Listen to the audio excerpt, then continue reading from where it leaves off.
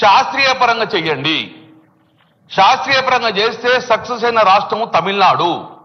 అశాస్త్రీయంగా చేయడం వలన ఫెయిల్ అయిన రాష్ట్రాలు బీహార్ కానీ, మధ్యప్రదేశ్ కానీ, యూపీ కానీ అశాస్త్రీయంగా చేయడం వలన కోర్టుతో మొట్టికాయలు వేయడం వలన అది రివర్స్ తిరిగి వచ్చింది అని మనం కూడా శాస్త్రీయంగా పోదాము, దయచేసి వెనుకబడిన కులాలను మోసం చేయొద్దు అని చెప్పేసి శాస్త్రీయంగా చేయాలని చెప్పి ఆ రోజుగా ఇదే సభలో మీద చెప్పడం జరిగింది అధ్యక్ష.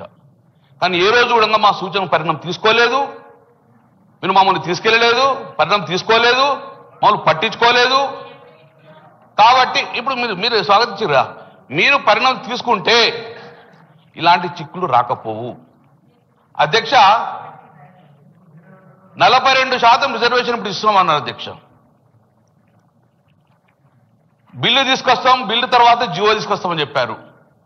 నేను గౌరవ ముఖ్యమంత్రి సూటిగా అడుగుతున్నాను, ఈ రాష్ట్రం యొక్క అసెంబ్లీ తీర్మానం చేసిన తర్వాత బిల్లు పాస్ అయినాక జీవో వేయాలంటే మరి ఈ 22 నెలలు ఏం చేసిండ్రు? మరి అప్పుడే మీ ప్రభుత్వం ఏర్పడిన తర్వాత 6 నెలలు ఇస్తామని చెప్పి కామన్ డిక్లరేషన్ ఇచ్చింది కదా, అదే రోజు మీరు జీవో వచ్చి ఎన్నికలకు పోవస్తుండే కదా, మరి ఎందుకు జీవో వేయకుండా సుమారు 6 కమిటీలు వేసిన అధ్యక్ష? నేను ఒకటి వరుసగా మీరు చెప్తున్నా అధ్యక్ష, మీరు నిజంగానే ఈ రోజు కార్యక్రమం చేసే విధంగా అప్పుడే చేస్తే గిట్ట మీరు ఈ జీవో నెంబర్ 26 తీసుకొచ్చారు. జీవో నెంబర్ 26 మార్చి 2024 తీసుకొచ్చారు. బ్యాక్వర్డ్ క్లాస్ డిపార్ట్మెంట్ నుంచి జీవో ఇష్యూ చేసిన అధ్యక్ష. ఆ జీవోలో క్లియర్గా రిజల్యూషన్ పాస్ చేసినాం, కులగన్న సర్వే చేస్తామని చెప్పేసి చేయడం అధ్యక్ష. ఈ జీవో నెంబరు బీసీ కమిషన్ ద్వారా వచ్చింది 26. దాని తర్వాత బీసీ కమిషన్ మాయమైంది, లేదు బీసీ కమిషన్. జీవో నెంబర్ 18 తీసుకొచ్చిండ్రు, ప్లానింగ్ డిపార్ట్మెంట్ ద్వారా బీసీ ప్లానింగ్ డిపార్ట్మెంట్ ద్వారా సర్వే చేస్తామని చెప్పింది అధ్యక్ష. ఆ రోజు ఉత్తమ్ కుమార్ రెడ్డి గారి అధ్యక్షన కమిటీ చేశారు, బీసీ కమిషన్ మాయమైంది అధ్యక్ష 10 నెలల తర్వాత. నేను ఇవన్నీ ఎందుకు కోటి చెప్తున్నా అంటే సేమ్ ఇదే బీహార్లో జరిగింది కాబట్టి చెప్తున్నా అధ్యక్ష.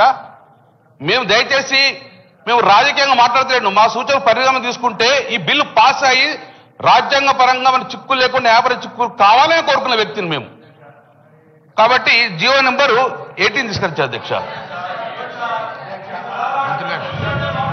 సభ నేను గౌరవ సభ్యుని కన్సర్న్కు ధన్యవాదాలు. బలహీన వర్గాలకు సంబంధించి వారి పార్టీకి సంబంధించిన కన్సర్న్ను ధన్యవాదాలు. కానీ బీసీ కమిషన్ వేసినటువంటి ఆ బీసీ కమిషన్ మాయమైందనో లేదా జీవో నెంబర్ 18 అనే ఒక్క నిమిషం ఆగండి సార్, ఒక్క నిమిషం వాళ్ళే అది కోర్టులో గౌరవ సభ్యులు వేసిన కేసు ప్రకారంగా ప్రభుత్వం డెడికేషన్ కమిషన్ సంబంధించి మేము బీసీ కమిషన్ వేస్తూ వారికి డెడికేషన్ అథారిటీ ఇచ్చినప్పటికీ స్పెసిఫిక్గా కొంత వ్యక్తులు కొంతమంది వాళ్ళ ప్రేరేపితం ఉందా లేదా నేను ఇప్పుడు అవన్నీ మాట్లాడదలుచుకోలేదు. కానీ వారి సహకారం అడుగుతా ఉన్నాం. ఇప్పుడు ఇలా ఇంత పెద్ద కార్యక్రమం జరుగుతున్నప్పుడు అపశకునంగా మాట్లాడకుండా సహకరించేటువంటి ప్రయత్నం జరగాలి అధ్యక్ష. ఇంత పెద్ద కార్యక్రమం మొత్తం యావత్ తెలంగాణ ప్రజలు చూస్తా ఉన్నారు అధ్యక్ష. 10 సంవత్సరాల్లో ఏం జరిగింది, 2018 చట్టం ఎవరు విమర్శించదలుచుకోలేదు.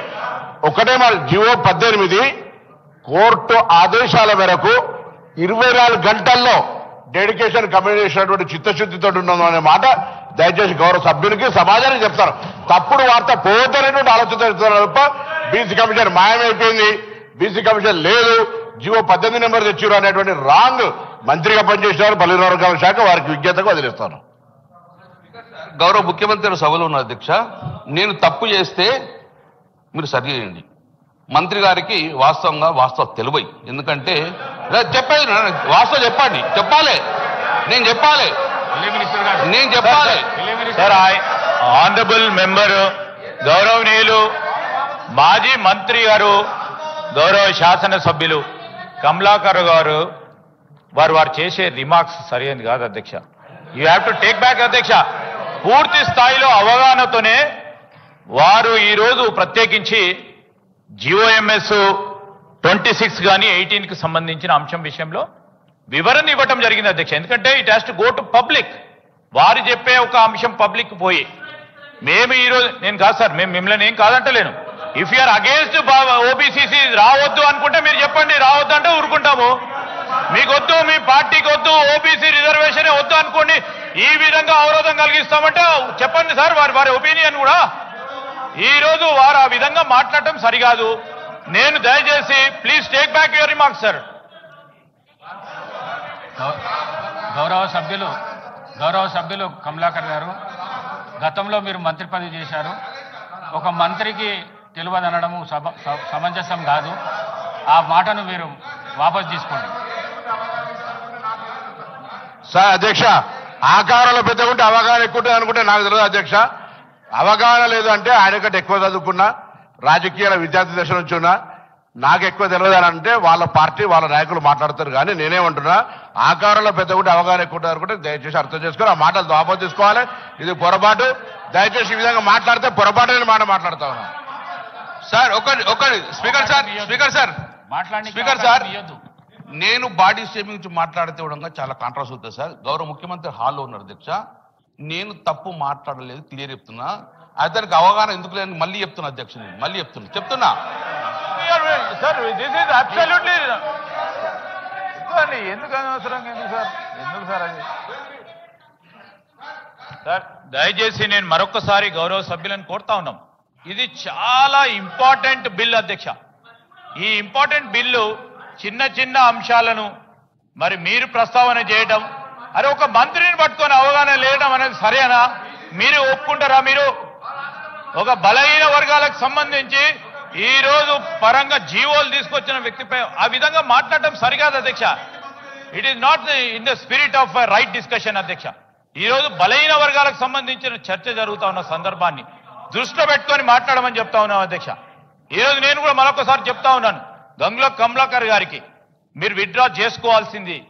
ఈ రోజు రెండోసారి కూడా వారు ఆ విధమైన ప్రస్తావన తీసుకురావడం సరికాదు. సభా సాంప్రదాయాలకు కూడా చాలా విరుద్ధంగా ఉన్నాయి. నేను దయచేసి గౌరవ శాసనసభ్యులకు, ఎందుకంటే మంత్రిగా కూడా వారు చేసింది, బలహీన వర్గాలకు సంబంధించిన బాధ ఇబ్బంది వారికి కూడా ఇంకెక్కువ తెలిసి ఉంటుంది. సో తెలుసున్న సందర్భాన్ని పురస్కరించుకొని సహచరులందరూ కూడా ఈ విధమైన ప్రస్తావన తీసుకురాకుండా మనం ఒక మంచి కార్యక్రమానికి, ఒక మంచి బిల్లుకి, ఒక విప్లవాత్మకమైన బిల్లుకి, మొత్తం చరిత్రలో నిలిచిపోయే ఒక బిల్లుకు సంబంధించి మనం అందరం కూడా, మేమే కాదు మీరందరూ కూడా పాత్రధారులు అవుతా ఉన్నారు. ఆ పాత్రధారులకు సంబంధించి ఆ పాత్రను ఏ విధంగా నిర్వహిస్తామో ఆలోచన చేసి ఒక ప్రోగ్రెసివ్గా, ఒక ప్రాస్పెక్టివ్గా లెజిస్లేషన్ తీసుకురావడానికి మీ సలహా సూచనలు ఉపయోగ విధంగా ఉండాలని మరొకసారి వారిని మరి ఈ విధమైన ప్రస్తావనలు తీసుకురాకుండా ఉండాలని కోరుతా ఉన్నాను అధ్యక్ష.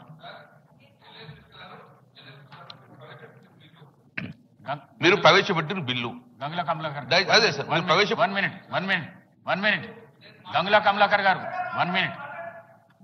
ఢిల్లీ మినిస్టర్ గారు రెండోసారి మీకు రిక్వెస్ట్ చేసిండ్రు. ఆ వర్డ్స్ ఏవైతున్నాయో